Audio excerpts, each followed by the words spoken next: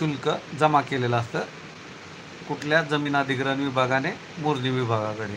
मग त्यानंतर काय होतं की मोजणी विभागाच्या तारखा राखीव केल्या जातात आणि तसं संबंधित ग्रामपंचायतीला आणि त्यावेळी हजर असणाऱ्या सर्व विभागांना कळवलं जातं आणि त्यांचे संपर्क क्रमांक आणि त्यांच्या प्रतिनिधींची नावं असं एक तालबद्ध सगळा कार्यक्रम असतो तो.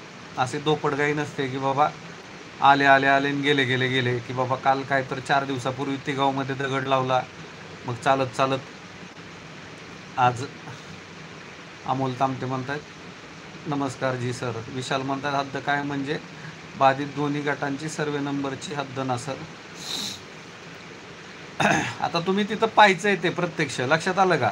JCP पॉईंट कसे होते आता हे किती अंतरावरती आहेत लक्षात आलं का. मग समजा त्यांनी येरदमध्ये यवतमाळ तालुक्यामध्ये जर केलेला असेल यवतमाळच्या एक्झॅक्ट दक्षिणेला हा जो रोड जातो एक राज्यमार्ग जातो माझ्या अंदाजाने तर त्याच्या आसपास ते केलेलं आहे त्यांनी. तर तुम्ही जाऊन तिथं प्रत्यक्ष जाऊन बघायचं की बाबा ते शक्यतो एका रेषेत करतायत का क्रिस क्रॉस म्हणजे हे पडतेपड करतायत लक्षात आलं का. अजूनही ते तुम्हाला हुलकावणी देण्याचा प्रयत्न करणार लक्षात आलं का.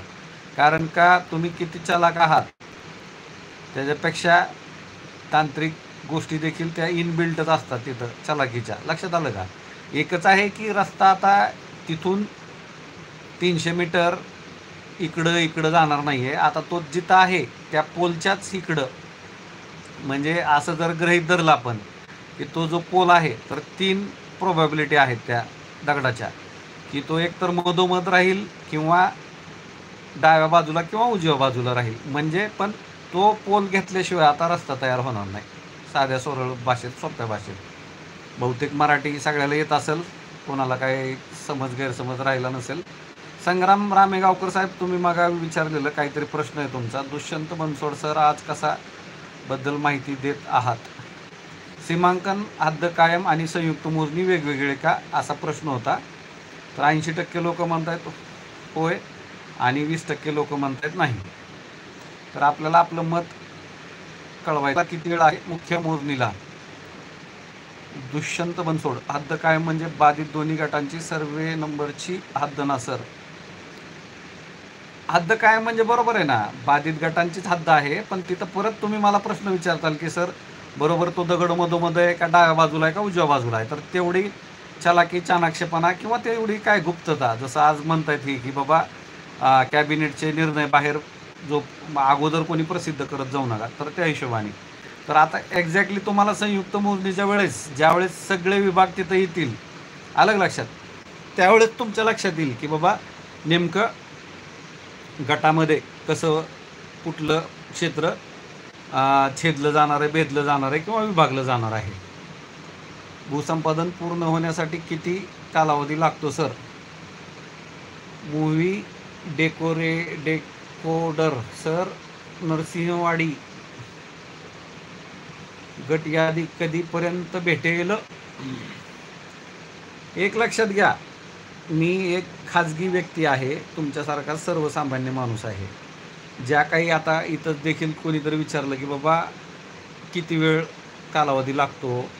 एक ढोबळ मानाने कसं आहे माहिती आहे का 2018चा जर का समृद्धी महामार्ग 2025 आलं अलग लक्षात तरी अजून सुरू झालेलं नाही तर 6 ते 7-8 वर्ष धरून चालायचे. मग त्याच्यात किती आता जवळजवळ तुमचा हा 2022ला अनाऊन्स केला मग त्याच्या अगोदर त्याची किती 1-1.5 वर्षाची प्रक्रिया होती का किंवा थोड्याच दिवसात हे झालं परत आत्ता जवळजवळ किती दिवस लोटले असं हळूहळू वजा करत करत बघायचं. बांधकामाला जर का मुख्य मार्गी गेला 2 वर्ष लागणार असले त्यातून उर्वरित दिवस 6 मधून वजा करायचे जे 2 आणि गेलेले ह्याच्यातले जेवढे राहतात तेवढी तिथं तातडीची जमीन अधिग्रहणाची कारवाई होणं अपेक्षित आहे. पण तुम्ही म्हणताल की बाबा आता 9-10 वर्ष देखील लागू शकतात पण काय हरकत नाही ना. आता माझ्या अंदाजाने तिकडं वेस्टर्न घाट जो आहे सिंधुदुर्ग जिल्ह्यातला लक्षात आलं का तर त्या भागातून ॲक्च्युली त्यांनी सगळ्यात पहिल्यांदा सुरुवात करायला हवी होती. आणि आत्ता आपण पाहतो ना की बाबा नेमकं काय आहे की सगळ्यात जास्त वाहतुकीची घनता कुठं आहे तर मुंबई. सुरुवात केली नागपूरपासून कुठून विरळ भागापासून